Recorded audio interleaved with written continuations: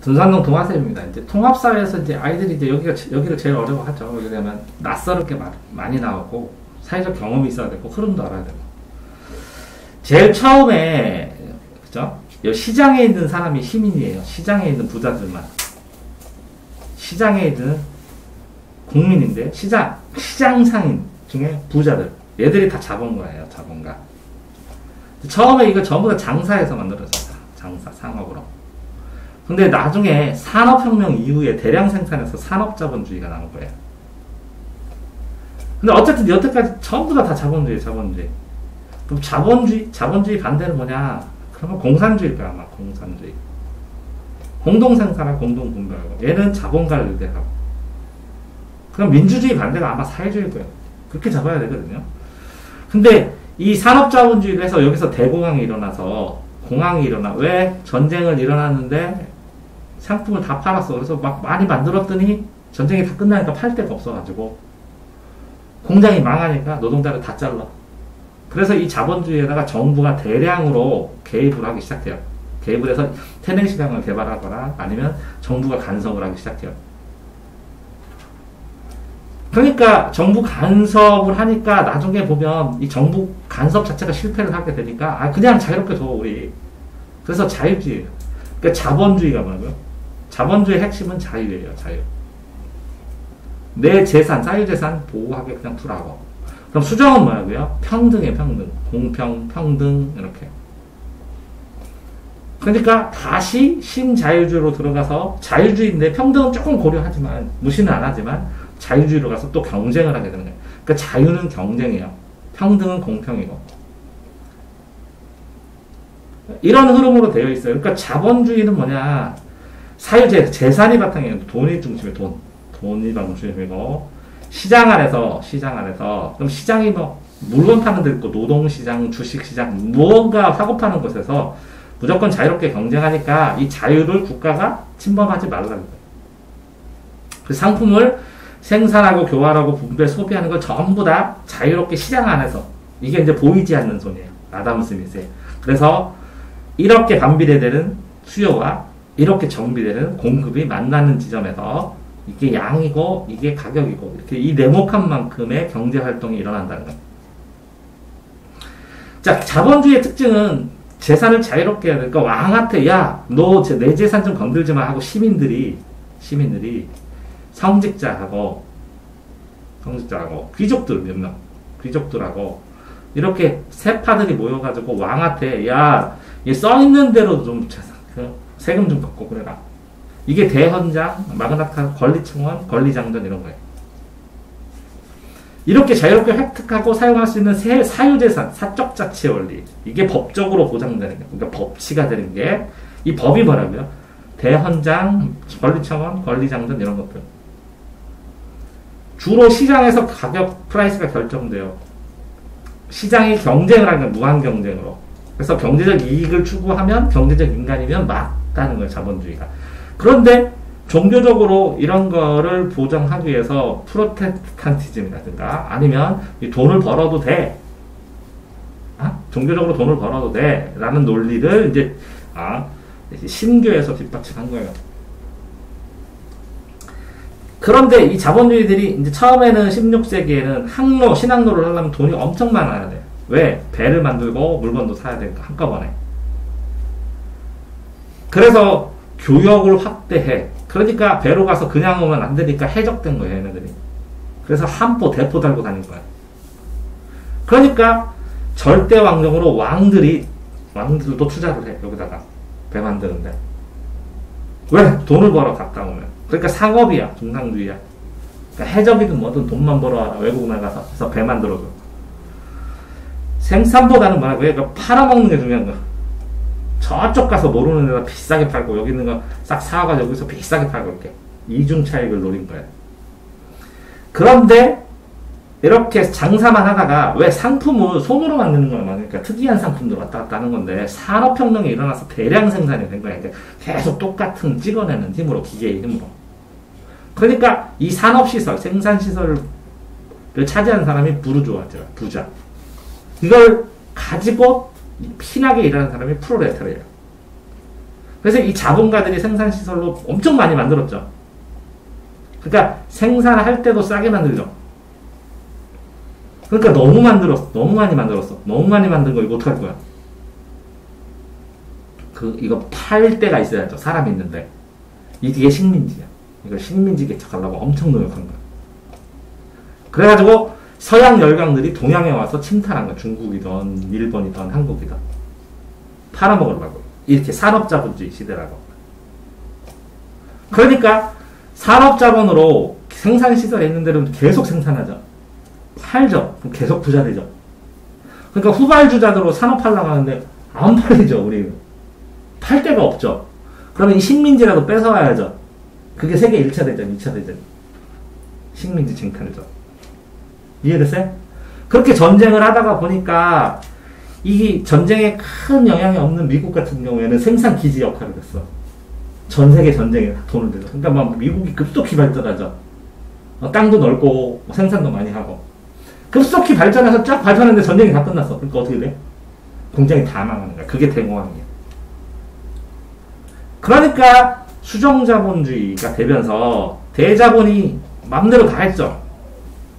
생산해놨더니 팔 데가 없어. 시장 실패하고 그게 팔 데가 없어. 그러니까 야 그거 내놔. 그거 사다가 정부에서 여기다 강도 놓고 뭐도 하고 공급 사업 할게. 그런 다음에 가난한 사람들 돈 야 열자리 와서 일해. 이렇게 해갖고 조금씩 벗어난 거야. 그래서 정부가 개입을 했어. 이렇게 정부를 개입하는 건데 이제 내가 공장 망하는 게 살아났어. 그럼 개입 받고 싶어? 안 받고 싶어? 안 받고 싶지. 난 돈 있는데 그제.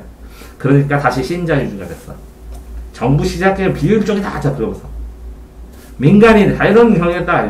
이제 망할 때는 다 잊어버렸어. 자유롭게 하겠다 이렇게 한 거야. 시장 개입하지 마라. 세금 줄여라. 공공기업 있는 거 다 민영화 시켜갖고 자유롭게 하게 해라. 노동자들 우리가 쓰는데 네 맘대로 하지 말고 좀 유연하게 좀 해줘라. 다 돈 주지 말고 어느 정도 적절하게 줘라. 이게 사회자유. 그래서 알겠어요? 우리나라는 제일 처음에 이렇게 이런 식으로 되는 거예요. 자유와 평등의 갭이 좀씩 줄어드는 거예요. 치열하지만. 제일 처음에 뭐겠어요? 자유주의겠죠. 자유주의면서 거점 개발을 했죠. 자유민주주의 국가로 했죠. 그러다가 여기에 김대중 대통령이 되면서 복지 뭐 이런 개념이 나오기 시작했죠. 김대중 대통령 끝난 다음에 노무현 대통령이잖아요. 완전히 복지 대책을 하니까 이 반동으로 이쪽 자유 경쟁 체제로 또 간 게 이명박근혜죠. 이명박 대통령하고 박근혜 대통령 때는 또 자유주의로 갔죠. 그러다가 이쪽으로 넘어왔죠. 노무현 대통령으로. 문재인 대통령으로. 됐어요? 그러니까 복지도 하죠. 이해되세요? 보통은 이쪽이 자유파, 보수파, 여기는 뭐라고 진보파, 평등파. 이해됐어요? 이런 개념으로 계속 흘러가는 거예요. 됐어요? 자, 여기서 보면 경제적으로 경제에서 합리적인 건 이익을 추구하는 인간이에요. 그게 경제적이에요. 왜? 희귀하고 드물어. 희귀하고 드물기 때문에 돈도 힘도 희귀하잖아. 그러면 A를 선택하고 B를 선택했을 때 A, B, C가 있는데 요게 500원 500만원 해도 되고 요게는 700원 700만원 해도 되고 여기는 300만원. 그러면 이 B를 선택했을 때 기회비용은 700이에요. A를 샀을 때 기회비용은 500, 300 중에 높은 500이에요. C를 샀을 때 기회비용은 700이에요. 근데 참 포기한 거에 기회비용은 뭐야? 기회가 있었는데 포기한 비용 중에 제일 큰 거. 편리와 이익이에요. 편리와 이익에 따라 합리적으로 선택한다고. 자, 욕구는 무한한데 자원은 희소하다. 이렇게 하는 거예요. 희귀하고 드문 거. 그러니까 선택해야 된다고. 자, 합리적 선택이라는 게 뭐냐면 이기적이야, 이기적. 경제적인 인간이 이기적이야 돼. 왜? 선택은 최소 비용을 쓰고 편익은 최고로 높게. 최소 비용을 쓰면서 최편익의 최고 높게. 그러니까 기회비용보다 큰 선택. 자, 이 A를 선택해야 500이 기회비용이죠. 기회비용보다 큰 선택. 근데 때에 따라 어떤 사람이 500인데 700을 포기하기도 하죠. 왜? 주관적 감정. 그래서 그거를 포함해. 휴식도 금전 개념으로 포함시키겠다. 뭐 이렇게 하는 사람도 있고. 근데 따지는 방식에 따라 다르겠죠. 그러니까 편익은, 편리와 이익은 처음에는 그죠? 객관적인 거였는데 지금은 뭐라고요? 주관적 만족감이나 물질적 이익뿐만 아니라 비금전적인 즐거움이나 성취감이나 명예나 휴식했을 때 힐링되는 효과 이런 것까지 다 따져서 편익이 되는 거야. 근데 기회비용은 어쨌든 기회가 있어야 돼. 선택의 기회. 선택의 기회가 있어야 되고 또 포기할 것이 있어야 돼. 선택의 기회가 오로지 하나는 기회비용 없는 거야. 그 선택의 기회비용. 이런 건 똑같아. 내 공부도 할 수 있고 게임도 할 수 있을 때 게임했을 때 얻을 효용과 공부했을 때 효용을 비교해보는 거야. 근데 애들이 맨날 게임만 하면 공부할 효용을 계산을 못하는 거야. 나중에. 이해되세요? 그게 기회비용이라는 기회비용. 선택할 수 있는 대안이 대신되는 다른 안건이 3개 이상이면 어떤 선택을 포기한 가치 중에 가장 큰 거라고 그냥 가장 큰 거. 기회비용은 A, B 중에서 A, B, C 중에서 포기했을 때 이 A를 선택하고 포기했을 때 비용 중에 가장 큰 건데 기회비용 말고 또 매물비용이라는 것은 어떤 걸 투자를 했는데 이게 망했어. 근데 아까워서 또 투자해. 근데 이 두 번째 투자할 때는 요건 영향도가 없어. 심리적인 영향만 있어. 이걸 매몰비용이라 그래. 매몰비용. 매몰된다는 건 묻혔다는 거야. 묻힌 비용이야. 합리적으로 판단하면 여기서부터 다시 판단해야 되는데 이것 때문에 또 그러니까 예를 들어서 어떤 애가 100만원을 나한테 꺼달라고 해서 꺼졌어. 그랬더니 얘가 안 갚아. 망했어. 근데 야 나중에 100만원 더 이어서 갚을게. 50만원만 더 꺼줘. 그래. 또 꺼지면 그 100만원이 뭐라고? 매몰비용이라고. 원래 걔한테 못 받아.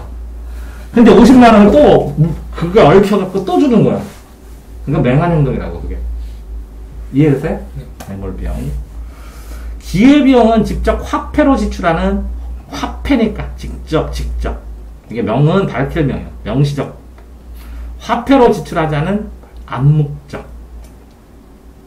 그러면 화폐로 지출하는 명시적과 화폐로 발생하지 않는 암묵적 비용을 모두 포함한다. 이렇게 했을 때 이 화폐로 지출하지 않으면 화폐로 계산하지 않지만 필요한 것들이 있어. 암묵적은 어둡게 보는 거야. 명시적은 막 돈으로 딱 너 100만원 이렇게 돈 버는데 100만원 그러면 연달아 이어서 벌 확률부터 있고 그죠? 지속 그걸 얼마나 지속하느냐 그걸 하다가 또 필요한 게 뭐냐 투자해야 될 게 뭐냐 이런 것들도 비용이라고. 이게 문제로 나와서 풀어봐야죠. 이것도. 그러니까 합리적 선택은 선택에 따른 기회비용과 편익이 분석돼서 평가 비교돼서 가장 큰 이익 편리와 이익을 선택해. 주어진 조건의 목적을 가장 효과적으로 그렇기 때문에 최고 명시적 비용이 크더라도 암묵적 비용과 함께 계산했을 때는 두 번째 거 화폐로는 이게 500만원 번다고 하지만 자 이런 거랑 똑같아. 자 이거는 700만원 벌고 이거는 500만원 벌어. 근데 나는 왜 500만원 선택하냐면 700만원짜리 벌으면 24시간이 돼요. 500만원 일하면 20시간만 일하면 돼. 4시간 잘 수 있어. 그럼 넌 어떡할 거야? 응? 후자예요. 너는 자? 난 700만원 컷하고 몰래 자. 어쨌든 그렇게 선택하는 거라고, 그제? 비용이. 합리적 선택은 경제적이라는 게 효율성만이야만. 원래 합리성이 경제적 효율성이야. 그러고 보면 뭐 어쨌든 공공이익 무시, 규범도 무시, 돈만 벌잖아. 근데 이제 나중에 보면 이게 진짜 경제적이냐. 그죠? 이렇게 무시했던 것들. 이것들이 나중에 부메랑으로 돌아오지 않느냐. 한 방에 말하고. 그런 것 때문에 다른 것까지 영향을 주는 거지. 시장 경제에 워낙 잘 작동하려면 공정한 경쟁 틀이 있어야 되는 공정거래라는 법률이 있어. 이게 효율성은 경쟁 효율성, 효과적으로 달성, 능률적으로, 능률적으로. 공공성은 뭐라고? 평등과 관련되고, 효율성은 뭐라고? 자유, 경쟁. 됐어요? 어떤 게 문제가 생기면 선택의 기준을 정하고, 문제에 따른 기준. 그 기준에 따라서 가까운 정보를 만들고, 대안을 만든 다음에, 이거를, 대책을 새로 하는 거야. 대책을 하고, 평가한 다음에, 아, 이게 되겠다. 그럼 그때 실행하는 거고. 그죠? 그러면 외울 때는 어떻게 해요? 인기. 어째? 인기, 탐. 그죠? 탐평. 실행. 그지? 인기, 탐평, 실행. 이렇게 외우든지 해야 돼. 시험 보기 전에. 이거 보고 해야 돼. 인식, 기준, 탐색 수지, 평가, 실행. 이렇게 어떻게 만들든. 자, 시장 참여자들 시장에 들어가는데 참여자 했을 때 정부, 기업가, 노동자, 소비자 똑같은 사람인데. 자, 이렇게 정부가 있고 기업이 있고 가정이 있다. 이렇게 해서 경제 주체 3개. 여기에는 뭐라고? 노동자도 있으면서 소비자도 있는 거고. 여기는 기업도 있고, 여기는 정부. 정부는 생산도 하고 소비도 하고, 기업은 생산 주체고, 뭐 생산 소비도 하는데, 정부는 특히 생산자이면서 소비자라는 특성이 많고, 여기는 노동자면서, 들어갈 때는 기업에 들어간 노동자, 정부에 들어간 노동자면서 소비자고, 얘네는 뭐 생산자 역할이 좀 강하고, 자, 공공재는 공공에서 필요한 재료, 다리, 도로, 이렇게. 기업의 사회적 책임, 기업도 돈만 벌지 말고, 사회의 영향도를 평가해라. 그래서 기업가 정치는 모험, 엔터프라이즈면서 뭐 여러 가지. 노동권은 노동자와 관련된 거고, 윤리적 소비는 소비자와 관련된 거죠. 그러니까 이거를 소비를 하면 저기에서 아프리카에서 어린 소년은 안 쓴다. 저쪽 신발보다 이쪽 신발이 이 노동력 착취가 덜하다. 그래서 그걸 소비하는. 이해되세요? 자, 경제적인 유인에서 보면 자원을 배분을 효과적으로 해야 되는데 긍정적으로 보면 외부에서 나라에서 보조금을 주든지 세금 혜택을 주면 그거 많이 생산하려고 하겠지. 이거 국어에서도 나와요. 그래프로. 그러니까 설명하는 거야 자꾸. 부정적 외부 효과는 오염된 배출량 제한 하면 더 생산 못하는 거야. 세금 부과 강하게 하면 못하는 거야. 이해되세요? 이제 플러스와 마이너스. 자, 공정한 경쟁을 해쳐서 이게 독점이에요. 이게 독점. 소수, 2-3개. 이게 과점이에요. 그래서 합쳐서 독과점이에요. 독과점. 독과점 방지에 대한 법률이 있어요. 독점은 하나의 회사, 과점은 2-3개의 회사. 기업이 횡포해. 그러면 독과점 방지법 아니면 소비자 보호법 등 각종 법률로 제약한다고. 공공재를 공급하는데 사회에 필요한데 수익성이 낮아. 이렇게 국방, 치안, 도로, 항구, 공원 이런 거. 그래서 국가에서 만들어. 보통. 국가에서 돈을 주고 사기업에서 만들겠지. 근데 돈을 국가에서 지불한다고. 자, 조세, 세금 정태, 사회복지 정태에서 국민 삶의 질을 생각합니다. 기업가 보면 이윤 창출하면 돼요. 이게 불확실성을 무릅쓰고 모험적, 이게 도전, 엔터프라이즈. 그래서 기업이란 단어, 영어 단어. 창의적 기업가.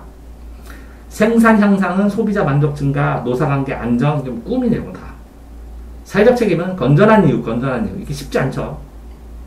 소비자의 권익을 고려하면 내 이익이 줄죠. 노동복지하면 노동자의 복지하면 사장의 돈이 줄죠. 그러니까 바라는 건 이런 건데, 실제적으로는 이제 이윤 창출, 창의성 뺏어가지고 가잖아요. 다른 기업 거. 전쟁이에요, 전쟁. 불확실하기 때문에 차려놓고 망하기도 하고, 불확실하기 때문에 사람들이 안 들어가기 때문에 확 돈 벌기도 하고. 자신의 업무를 성실히, 노동 사용자와 소통하고, 사장하고 소통하고, 상생, 서로 같이 좀 살아라. 이렇게 얘기하는 거고. 소비자는 윤리적 소비는 뭐라고요?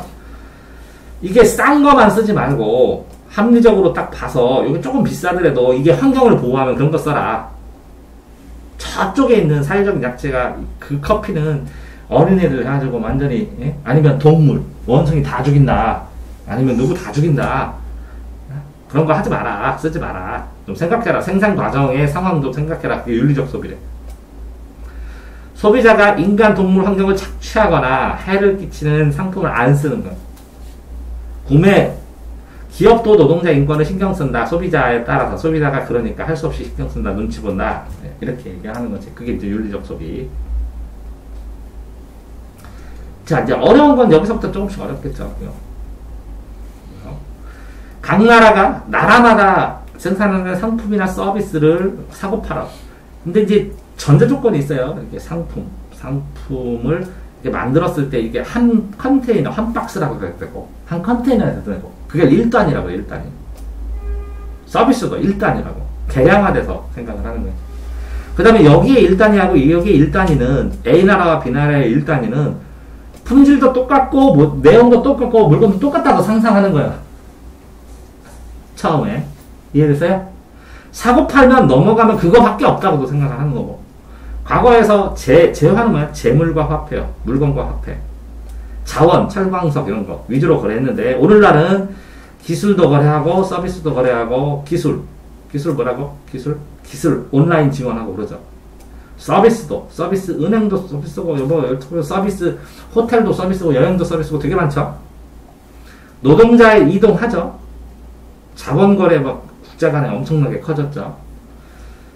국제분업은 각 나라마다 유리한 게 있다는 거예요. 유리한 거. 특별화시켜서 그거를 집중적으로 생산한다는 거죠. 유리한 거를. 각 나라가 잘할 수 있는 일. 근데 이런 것도 있어요. A국은 선진국이고 B국이면 무조건 A가 다 잘해요. A가 다 잘해. 이게 10개 생산하면 이걸 9개 생산하면 얘는 여기를 4개 생산하고 얘를 6개 생산해. 다 A가 이겨 선진국이라. 그렇지만 상대적으로 이거 생산하고 이거 생산해서 바꾸는 게 훨씬 유리하다는 거지. 계산을 해보면, 숫자 계산을 해보면. 한 나라가 다른 나라가 잘 맞을 수 있는 걸 집중적으로 생산한다. 그러면 한 나라가 다른 나라보다, 그래서 나라끼리, 이건 절대적인 우위라고 그러고, 이렇게 상품을 비교했을 때, 풀 때는 비교우위라고 하는 거야. 이해됐어요? 절대의 비교. 무역과 국제분업을 서로 영향을 받아요. 자국에서 얻기 힘든 거를 생산하기도 하지만, 요게 자원, 노동, 자본이 그 나라에 딱 있을 때 이걸 최적화돼서 투입한다는 거야. 다른 나라랑 바꿔서라도 제일 이익이 높을 수 있는 생산. 됐어요? 그래서 국제분업이나 무역이 발생하는 이유는 자국 내에서 생산하지 않거나, 이건 요새는 적어. 생산할 수는 있어, 어느 정도는. 뭐 이것도 있지만, 부족한 재화 자원을 외국에서 얻을 수도 있지만 그 나라에 있는 이 상품을 생산하는 게 이거랑 같이 생산하는 것보다 다른 나라랑 무역이 정상적으로 된다면 이익이 최대로 높기 때문에 하는 거라고. 현대에는. 경제적이 이거 보세요. 이거는 생산비를 했을 때는 적게 들어야 좋은 나라고, 노동 단위수를 하면 적게 들어가야 되는 거고, 생산량이면 많이 생산해야 좋은 나라라고. 이게 이제 헷갈려서 이걸 정확하게 봐야죠. 이게 생산비인지, 생산 인구수인지, 노동자 투입수인지, 아니면 생산물인지, 개수인지를 정확하게 봐야죠. 어쨌든 생산비가 적게 들면 다른 나라에 비해서 적게 들면 경쟁력이 있는 거죠. 자, 절대인은 뭐예요? 한 나라 어떤 상품을 생산하는 비용이 다른 나라보다 적게 든다. 그러니까 나라끼리야. 한 나라랑 어떤 나라. 절대는 뭐라고요? 나라끼리. 비교는 뭐래요? 한 나라 생산품이 나라끼리 했을 때는 이게 훨씬 낫잖아요. 그런데 상품끼리 비교해. 이 상품하고 이 상품은 어떤 게 더 이기냐고. 이게 10개 생산하는 게 낫다고.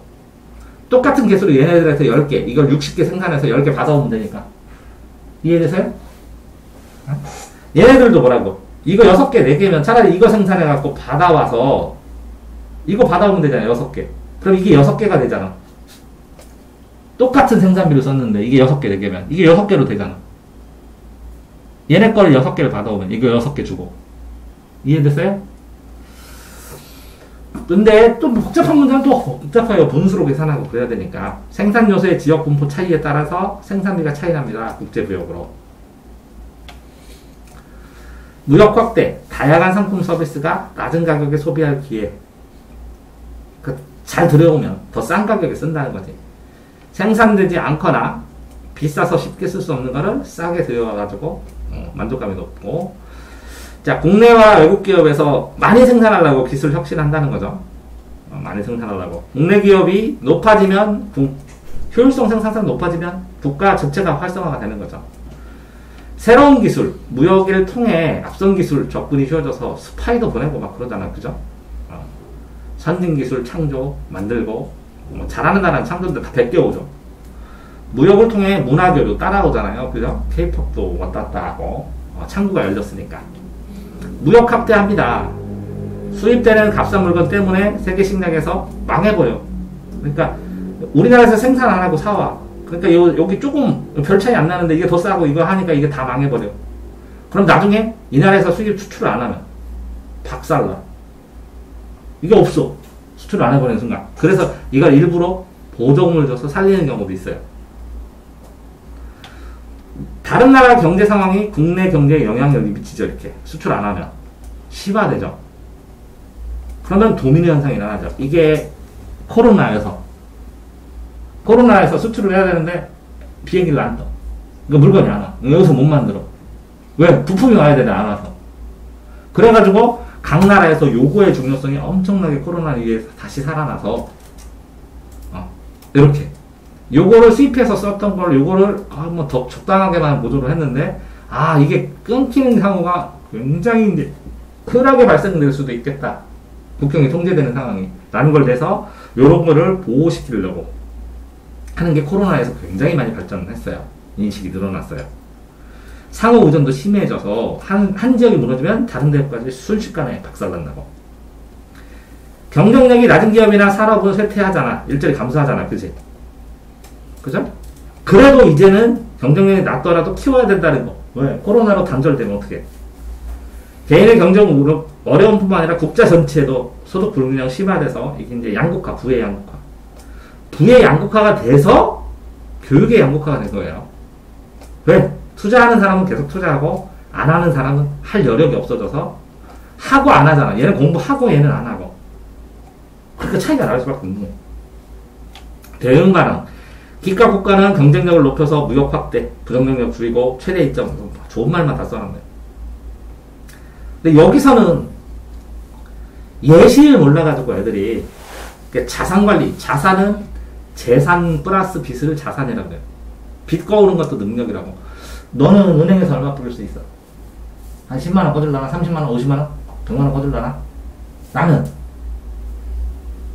한 1000만원 꺼질라나? 왜 아파트가 4병인가 아니야? 누가 얘기하면 아파트 자기 병이니까 몇 억을 끌 수 있지? 이게 신용이라고. 재산 플러스 빚, 신용. 이것까지 자산이라고 그래. 이해됐어요? 자, 안정성이 있는 거는 은행에다가 하면 이자 줘. 1%. 1000만원 하면 1년에 10만원 준대. 100만원이면, 그러니까, 1년에 100만원 준대. 그러니까 한 달에는 거의 10만원? 8만원 정도 준대. 8만원, 9만원. 1000만원 맡겨놓으면. 이해됐어? 안정적이요. 날아가진 않아. 근데 수익성은 떨어져. 은행이. 유동성은 부동산에 집 팔려면 좀 오래 걸리는데, 아파트 팔려면 오래 걸리는데, 황금은 금방 팔아. 유동성이 심한 거예요. 좋은 거. 근데 아파트하고 빌라는, 아파트는 빨리 팔리는데 빌라는 잘 안 팔려. 아파트가 유동성이 더 좋은 거예요. 그래서 아파트를 선호하는 거야, 사람들. 이해됐어? 유동성 뭔지? 네. 예금도 정기적으로 예금한 게 있고, 그 다음에 보통으로, 그냥 수시로 뺐다 넣었다 하는 보통 예금도 있고, 적금으로 못 찾고, 일정 기간 동안에 못 찾는 적금도 있고. 됐어요? 이 주식은 회사를 만들 때 주식회사, 3인 이상이 동의를 해가지고, 주식 납입금을 납입한 다음에, 네? 여기에다가 주식을 발행해. 1000만원이면 하나에 만원이다. 그럼 1000주. 그러면 이렇게 만원 써있어. 주식. 그렇게 해서 나중에 이 회사가 잘 되면 요 회사의 회계장부를 검사를 받은 다음에 주식 시장에 상장돼. 이걸 상장이라고 해.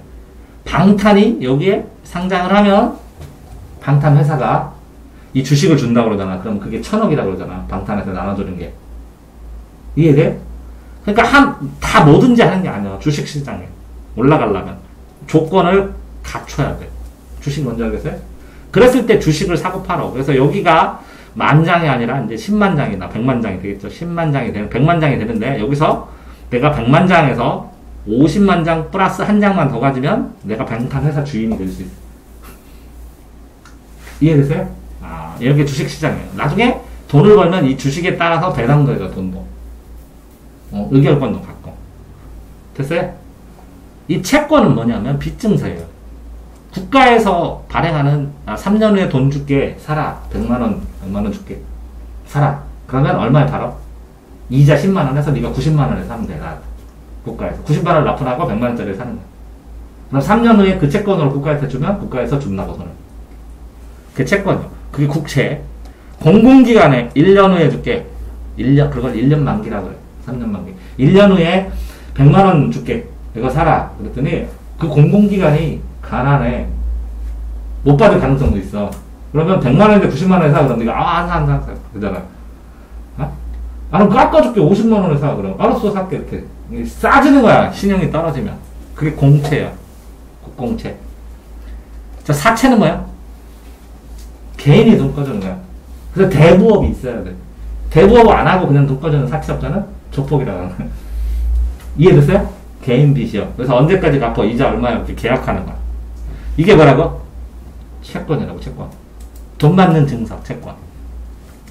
자산 관리는 뭐라고? 자산? 모든 재산인데, 재산. 그죠?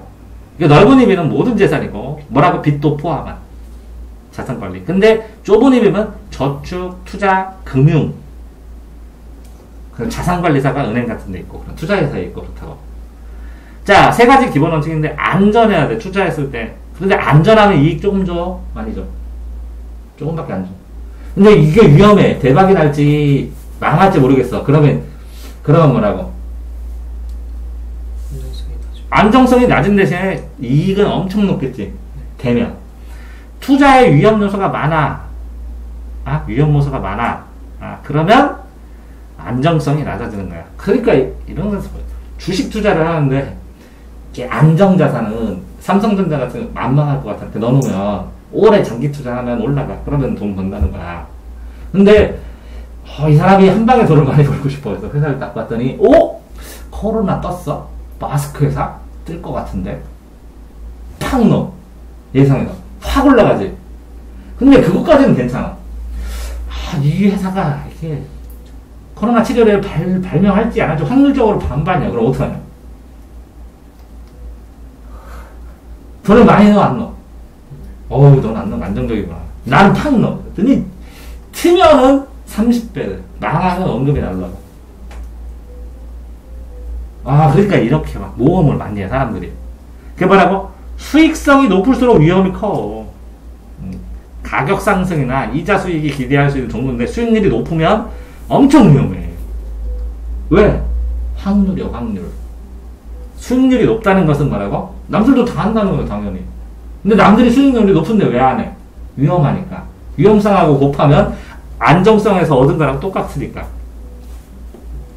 자, 수익률이 높은 건데 유동성이 낮아. 이게 무슨 뜻이냐면, 저 땅을 살까 말까? 저기가 개발될까 말까? 정부에서. 사라! 그럼 터지면 뭐라고? 엄청 올라. 그럼 금방 팔려. 근데 안 터지면 아무도 안 사. 돈 깎아서 팔아요. 소용이 없어. 그러면 돈이 꽁꽁 묶여. 그 유동성이 낮은 날. 됐어요? 유동성은 뭐야? 보유하고 있는데 현금으로 흐를 줄자에 움직일 성. 현금으로 빨리빨리 바꿀 수 있어야 돼, 유동성. 자산을 현금으로 전환하는데 오랜 시간이 걸리거나 거래 가격이 높아서 팔기 어려워도 유동성이 낮는 거야. 예를 들어서 건물이야. 10조짜리야. 누가 사? 그게 유동성이 낮은 거야. 왜? 10조짜리를 살 수 있는 회사는 몇 개는 안 되잖아. 그럼 경기가 나쁘면 사겠냐? 아니잖아. 아니면 엄청 깎아줘야 돼. 그럼 손해잖아. 이해됐어요? 자, 이거 되게 애들이 어려워해서 조금 설명하는 거예요. 예금, 요구불 예금, 자유롭게 요구하면 돈을 줘. 입금하고 출금할 수 있어. 그냥 보통 예금이야. 그러니까 유동성이 높으니까 현금 추적기 가서 그냥 바로 뽑을 수 있어. 필요할 때. 그러면 이렇게 지가 맘대로 입금했다 지가 맘대로 출금하지. 이자 높게 주겠냐 안 주겠냐? 조금만 주겠지. 그래서 1% 막. 저축성 예금에 일정 금액의 돈을 계약 기간에 맡기지. 그러면 계약 기간 동안 얘가 안 찾아가지. 이해돼? 그러니까 은행에서는 그걸 돈을 모았다가 어디다 투자를 할 수 있지. 그러니까 이자를 받지만 안정성도 높고, 그죠? 근데 일정 기간만 지나니까 유동성은 계약 해지도 할 수 있어. 그지?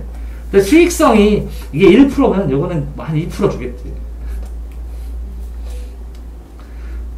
자, 주식은 주식회사에서 마련하죠. 그래서 잘 찍은 주식은 대박. 근데 못 찍으면 그게 휴지가 돼, 휴지. 안 사, 사람들이 귀찮아서. 그러니까 매매 수수료도 안 나오고, 망하면. 그러면 상장 폐지가 되는 거예요. 회사가 망하면. 됐어요? 자, 채권. 정부, 공채. 지방자치단체, 공채. 금융기관도 안 해. 사채인데.